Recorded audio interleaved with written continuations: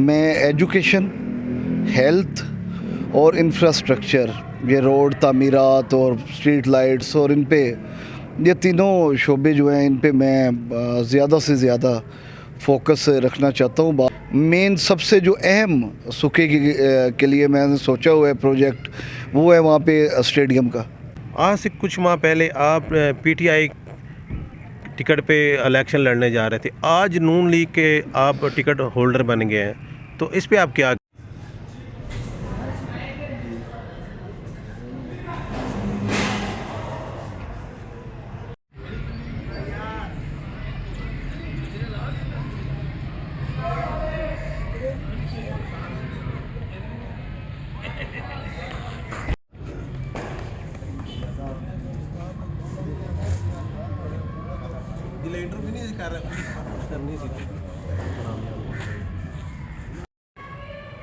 बिस्मिल्लाहिर्रहमानिर्रहीम। नाजरीन, मैं हूं माहिर मुजाहिद अली और आप देख रहे हैं सिटी न्यूज़। हमारे साथ इस वक्त मौजूद हैं मियाँ ओन इंतसार भट्टी, जो हल्का पीपी 39 नून लीग के उम्मीदवार हैं, और इनसे आज बात करेंगे कि इनका पिंडी भट्टियाँ के लिए क्या मंशूर है। इलेक्शन जीतने के बाद ये कौन से ऐसे काम करेंगे कि ये आवाम का दिल जीत सकें, और आइंदा भी जो है ये अपने जो कैंडिडेट हैं वो खड़ा करेंगे तो यकीनन जीतते हैं या हारते हैं। आइए इनसे बात करते हैं कि इनका क्या मंशूर है इलेक्शन जीतने के बाद। अस्सलाम वालेकुम। जी वालेकुम अस्सलाम। मियाँ साहब कैसे हैं? अल्लाह का करम है जी। अच्छा मियाँ साहब, आप पीपी 39 से इलेक्शन लड़ने जा रहे हैं नून लीग के टिकट पर। आपका सबसे पहले क्या मंशूर है? आप आवाम को ऐसा क्या देंगे इलेक्शन जीतने के बाद? मंशूर जी, इलेक्शन के बाद जो है वो मैं काफ़ी चीज़ें हैं मेरे माइंड में जो हमारी इस तहसील पिंडी भटिया में चाहिए और जिनकी ज़रूरत है। जैसे कि एक मैं एजुकेशन, हेल्थ और इंफ्रास्ट्रक्चर, ये रोड तामीरात और स्ट्रीट लाइट्स और इन पे ये तीनों शोबे जो हैं इन पे मैं ज़्यादा से ज़्यादा फोकस रखना चाहता हूँ बाद में भी इलेक्शन के। और हमारे शहर पिंडी भटिया और मेरे हलके में दूसरा शहर जो सिटी आती हैं वो सुखे की आता है। इन दोनों शहरों की जो खूबसूरत इनको बनाने के लिए टाइप ऑफ मॉडल सिटीज़, तो उसके लिए हर इक़्तिदाम मैं करूँगा, जिसमें स्ट्रीट लाइट्स हैं, रोड्स, पिंडी भटिया की रोड अभी बन रही है। ये वही रोड है जो मियाँ एहसन ने मंजूर करवाई थी पिंडी भटिया मोटरवे से वहाँ चनियोट तक, और ये रोड है। उसके अलावा पार्क यहाँ पे एक चाहिए पिंडी भटिया में, बड़ा ज़रूरी है। और ख़ास तौर पे जो पार्क की मैं एक मेरा आइडिया है कि मैं उसको इम्प्लीमेंट करूं, वो ये है कि मैं पार्क में कुछ ऐसी टाइमिंग ज़रूर रखना चाहूँगा कि 2 घंटे या 3 घंटे, जिनमें सिर्फ वहाँ पे या फैमिलीज़ और या फिर वो सिर्फ औरतें और बच्चे जा सके, ताकि कोई भी, मैं भी अगर जाना चाहूँ अकेला तो मैं ना जा सकूँ। तो वो ऐसा भी टाइमिंग होनी चाहिए ताकि हमारी शहर की जो मेरी माई बहनें हैं, औरतें हैं, वो हर जगह पे बड़े सेफ़ एनवायरनमेंट में वो पार्क में जा सके। सूखे के लिए ऐसे ही मेरा एक मेन सबसे जो अहम सूखे के लिए मैंने सोचा हुआ है प्रोजेक्ट, वो है वहाँ पे स्टेडियम का, क्योंकि वहाँ पे स्टेडियम की बड़ी ज़रूरत है। वो कभी जो मेरे उधर के भाई हैं वो रेलवे की ज़मीन है उस पे जाके खेलती हैं, कभी कहीं खेलती हैं। और मेरा इस पॉलिटिक्स में आने के कुछ जो मैंने ज़हन में बातें रखी हुई हैं, उनमें से सबसे अहम 2 बातें जो मैं करता हूँ वो ये है कि एक तो मैं मंशियात फ्री करना चाहता हूँ अपने इस इलाके को, पूरे तहसील पिंडी भटिया को। पिंडी भटिया थाना, सुखे की थाना और कसीसे थाना, तीनों थाने मैं बिल्कुल मंशियात से पाक करना चाहता हूँ। और उनके लिए, उनको पाक करने के लिए जो हमारी नौजवान नस्ल है, इसको किसी काम पे लगाना ज़रूरी है। और वो मेरे ख़्याल में सबसे बेहतरीन जो काम है वो खेल है। वो किसी भी किस्म का, क्रिकेट, फुटबॉल, हॉकी, बैडमिंटन, ये वॉलीबॉल या कोई कबड्डी, कोई भी काम हो सकता है, कोई भी ऐसा खेल हो सकता है जिसमें वो जाएं और अपना टाइम वो वहाँ पे यूटिलाइज़ करें। उसके अलावा पिंडी भटियां शहर में एक बहुत बड़ा ज़रूरत है आज की, और वो ज़रूरत अभी तक, हालांकि मैं हैरान हूँ कि मुझे शहर में से किसी भी मेरे भाई ने वो नहीं अभी तक उसकी डिमांड की, लेकिन मेरे ख़ुद अपने जहन में है कि पिंडी भटिया में कब्रिस्तान की जगह ख़त्म हो गई है। मैं कब्रिस्तान की जगह बनाना चाहता हूँ। मैं पार्क पिंडी भटिया जो है वो या थाना सदर जो शिफ्ट होगा जब, उसके बाद जो जगह खाली हो जाएगी वहाँ पे, और या फिर मैं तहसील कॉम्प्लेक्स, इन दोनों में से किसी एक जगह पे बनाना चाहता हूँ। और जो इन चीज़ों से हट के हल्के से, ये तो हल्के का इंफ्रास्ट्रक्चर है, देखिए रोड्स, गलियाँ, शहर की खूबसूरती और ग्रीनरी, ये सारी चीज़ें तो पहले भी चलती आई हैं, आगे भी चलेंगी, और मैं कोशिश करूँगा कि जो खामियां या चीज़ें रह गई हैं वो मैं पूरी करूँ। मैं पिंडी भटिया में यूनिवर्सिटी, किसी भी रिनाउंड यूनिवर्सिटी का एक कैंपस लाना चाहता हूँ, क्योंकि मुझे सुन के इस चीज़ का एहसास भी होता है और दुख भी होता है कि मेरे शहर की मेरी लड़के तो पढ़ने चले जाते हैं दूसरे शहरों में, मेरी माएँ बहनें जो अपनी बेटियों को, आने वाली नस्ल को पढ़ाना चाहती हैं, उनको पढ़ने के लिए अब हॉस्टल में रहना पड़ता है, तो वो बड़ा मुश्किल होता है। तो मैं एक यूनिवर्सिटी का कैंपस, किसी भी रिनाउंड यूनिवर्सिटी का मैं यहाँ पे लाना चाहता हूँ। और एक इस सारे हलके से हट के मैं ये बात करना चाहता हूँ, और ये बात ज़रूर आप मेरी नशर भी करिएगा कि पाकिस्तान जो मुल्क है, इस मुल्क में काफ़ी चीज़ें ख़राब हो चुकी हैं, और वो हम जैसी जो हलके से जीत के जाते हैं उनको, उन्हीं के लिए ज़रूरी होता है। अगर अल्लाह मुझे जिताए और अल्लाह के प्यारे मेरे पे मेहरबानी करें, तो मैं इंशाल्लाह ये जितने चीज़ें मेरे काफ़ी माइंड में ऐसे आइडियाज़ हैं जो मुल्क की बेहतरी के लिए हो सकते हैं, मैं वो असम्बली के दीवारों तक, असम्बली के ऐवान तक ज़रूर पहुँचाना चाहूँगा। शुक्रिया। हाँ जी, बिल्कुल। आप माशाल्लाह, आपका मंशूर तो बहुत ही ज़बरदस्त है, और अल्लाह करे, हम दुआ गवा हैं कि ऐसा ही हो जैसे आपने सारा मंशूर बताया, और इन पे आपको अल्लाह कामयाबी अता फ़रमाए। मेरा दूसरा सवाल आपसे ये है कि आज से कुछ माह पहले आप पीटीआई टिकट पे इलेक्शन लड़ने जा रहे थे, आज नून लीग के आप टिकट होल्डर बन गए हैं, तो इस पे आप क्या कहेंगे? जी बिल्कुल, तब हम पीटीआई में थे, अब हम नून लीग में हैं, और इस पे यही मैं कहना चाहूँगा कि मुझे मेरे हलके की बेहतरी चाहिए, और अगर मुझे एक चीज़ नज़र आती है कि किस चीज़ को अगर मैं ले के चलूँ तो वो मेरे हलके के लिए और मेरे मुल्क के लिए बेहतर होगा, तो मैं वो फ़ैसला लेना हर सियासतदान का हक़ है। और इसी वजह से मैं अपने हलके की बेहतरी, क्योंकि मुझे मेरे हलके में काम चाहिए, मुझे मेरे लोगों के लिए सहूलियात चाहिए, तो वो जो भी बेहतर होगा उसको, बेहतरी को मद्देनज़र रखते हुए मैंने नून लीग ज्वाइन की है। अच्छा, ये बताएं कि आपके दादा से लेकर कज़न तक आप सियासत में रहे हो, जीते भी रहे हो, आपने पिंडी भटिया को अब तक क्या दिया?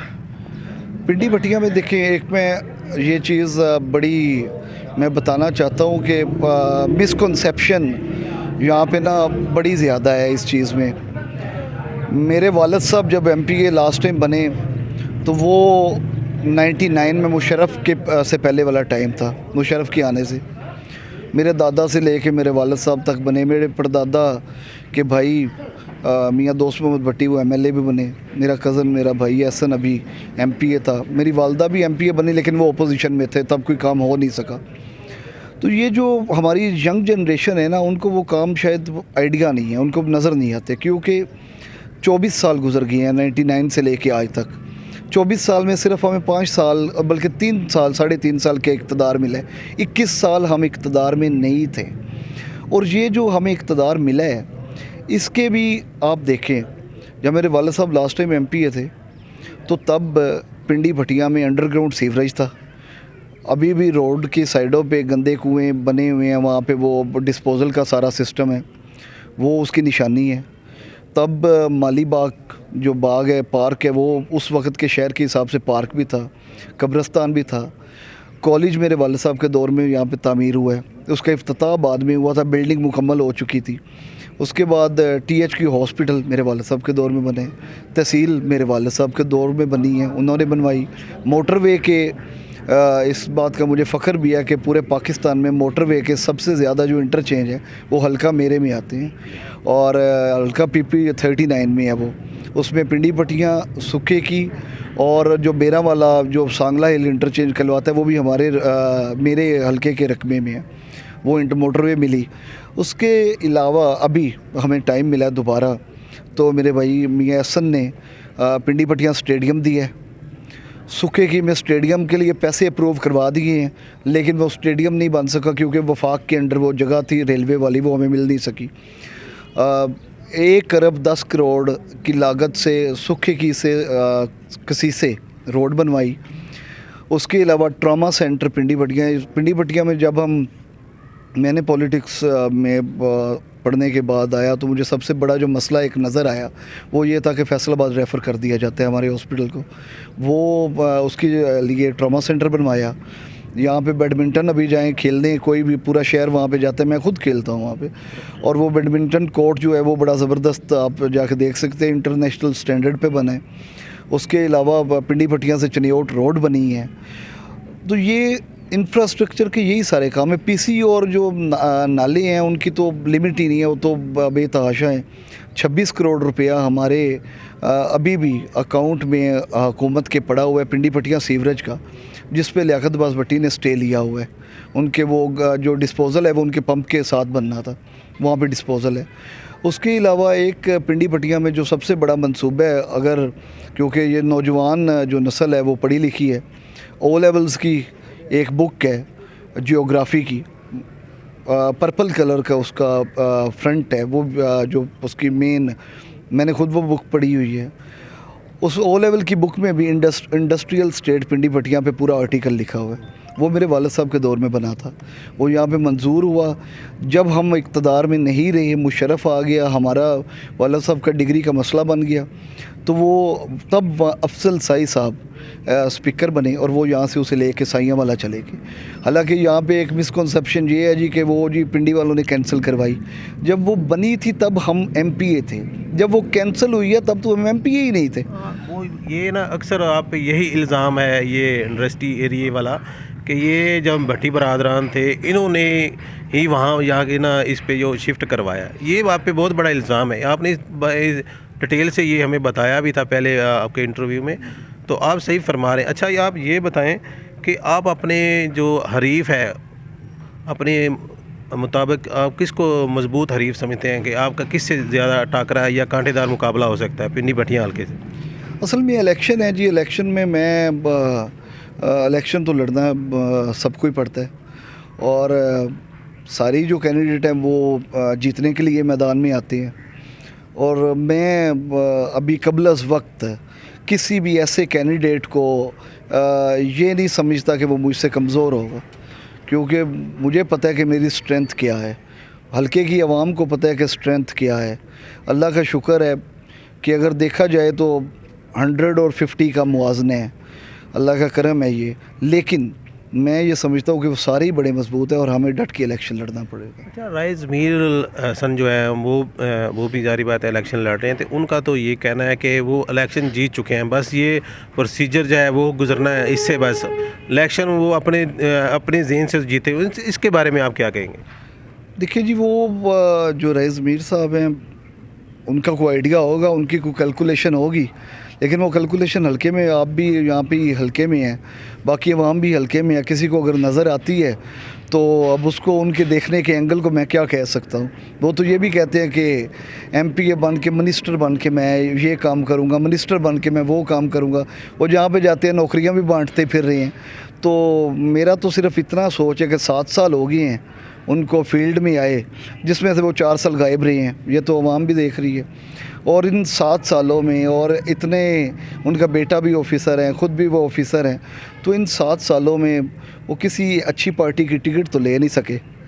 आगे से वो दूसरी बातें करती हैं। अब इनका अब ये है कि वो अगर कोई दीवाना हो जाए तो उसका जवाब मैं तो नहीं दे सकता। अच्छा, एक आम आदमी को आपसे मिलना को तो इसे कितना मुश्किल दरपेश आती है?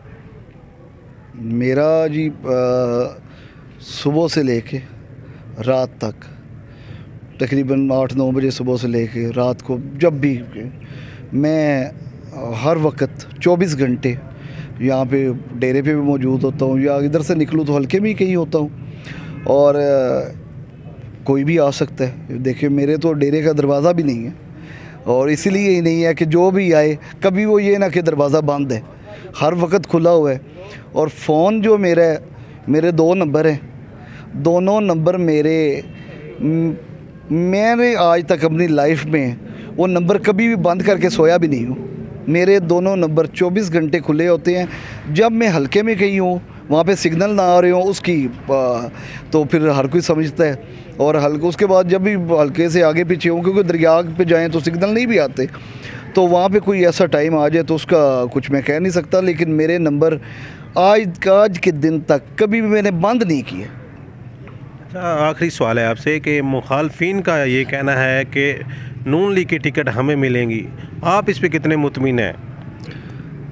ये ट्राई में तो सारे लगे हुए हैं नून लीग के, लेकिन मेरे वालिद साहब जब हम इंटरव्यू था तो वहाँ पे गए तो मेरे वालिद साहब मियां नवाज शरीफ साहब से मिले। तो मियां नवाज शरीफ साहब से हमारी को आज की नहीं, पुरानी रफ़ाकतें हैं, पुराना एक ताल्लुक़ है। मुशर्रफ दौर में जब हर कोई काफ लीग में चला गया था, हम तब भी मियां साहब के साथ खड़े रहे, और वो साथ खड़े रहने की सज़ा आज तक भुगत रहे हैं कि डिग्री उन्होंने वो एक कैंसिल की थी, वो मेरे वालिद साहब को दोबारा नहीं ठीक हो सका। तो ये सारी जो चीज़ें हैं ये लीडरशिप के पास है। वो तो देखिए, अगर हमने नून लीग से हम अलहदा हुए तो वो बस कुछ ऐसे अनासर थे जिनकी वजह से अलहदा हम तब हुए जब ये टाइम आया 2014 का, जब बुरा टाइम गुजर गया, अच्छा टाइम आया। लेकिन आज के दिन तक जो नवाज शरीफ साहब से हमारा इज़्ज़त और एहतराम का रिश्ता है वो तो बिल्कुल वैसे ही कायम है। और अब मेहरबानी है पार्टी की भी, और मेहरबानी है डिस्ट्रिक्ट की जो हमारी लीडरशिप है ज़िले की, कि वो हमें दोबारा हमारी पार्टी में लेके आए हैं।